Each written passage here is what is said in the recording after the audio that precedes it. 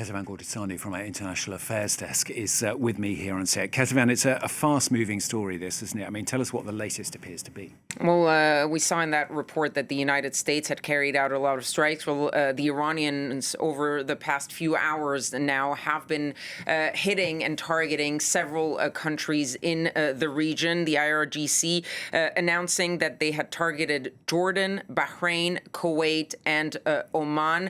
We don't know yet whether these strikes actually did hit their targets, but at least in Jordan, the Jordanian authorities confirmed that they had shut down at least 4 missiles. So you see there that the Iranians are really responding and saying that they are targeting U.S. military facilities or U.S. military interests. Of course, reminding our viewers that the U.S. has a lot of military presence in those countries, either their actual U.S. bases or, in the case of Jordan, it is not a U.S. base, but there are U.S. military personnel and a U.S. military aircraft, for example, located in Jordan. The Iranians say, are responses to those American strikes, with Central Command announcing at around 5 a.m. Paris time this morning that it had completed its latest round of strikes with dozens of targets, multiple locations,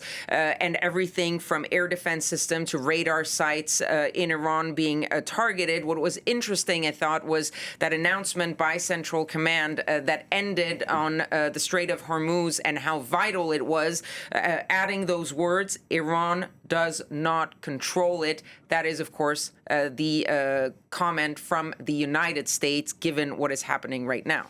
Of course, Iran says completely the opposite. It says it does control the Strait of Hormuz. I mean, what's the truth here? Well, look, the IRGC came out with a statement that was sort of a response to a Central Command saying that the Strait of Hormuz is our territory and we will not allow a rogue and child-killing army from the other side of the world to continue its illegal interference in it. But as you said, one is claiming it's open, the other one is claiming it's closed, and it's a little bit in between. Of course, you're not seeing a sort of outright control by the Iranians and complete shutdown of the strait the way we saw just a few weeks ago. The U.S. military has managed to sort of have a few ships going through, and that is in large part because the U.S. military is sort of helping guide some of those ships through a secondary route, that sort of hugs the coast of Oman that you're going to see on this map. And that is actually the reason why the Iranians are angry, because they say that the ships should be going through the northern route, the Iranian route, the route authorized by the Iranians, and that is why they say that they have targeted the ships that have gone with the southern route, because basically they're saying you're not allowed to get around our control of the Strait of Hormuz. This, of course, comes also after the United States had sort of given a Saturday ultimatum or deadline to the Iranians to publicly renounce attacks in the Strait of Hormuz and publicly declare that the strait was open and that they were no longer trying to block it.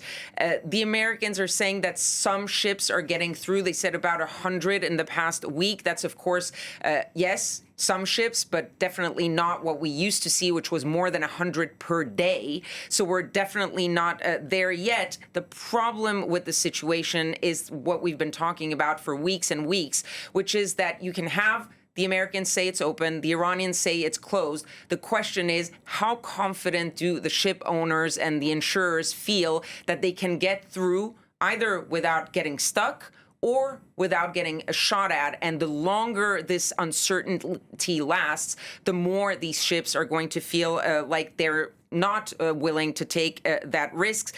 What it also does show is that right now, everything is focused on what happens in the Strait of Hormuz.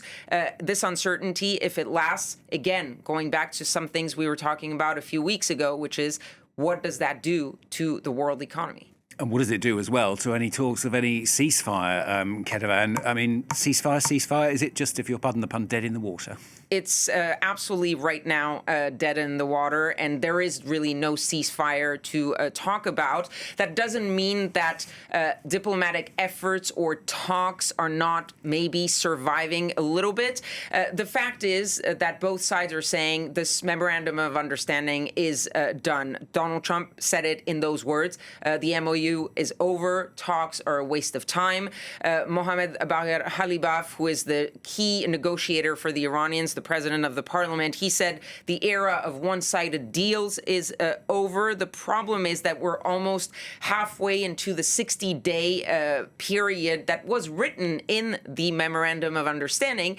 This 60-day period, it was meant to discuss the complicated issues, things like the nuclear program.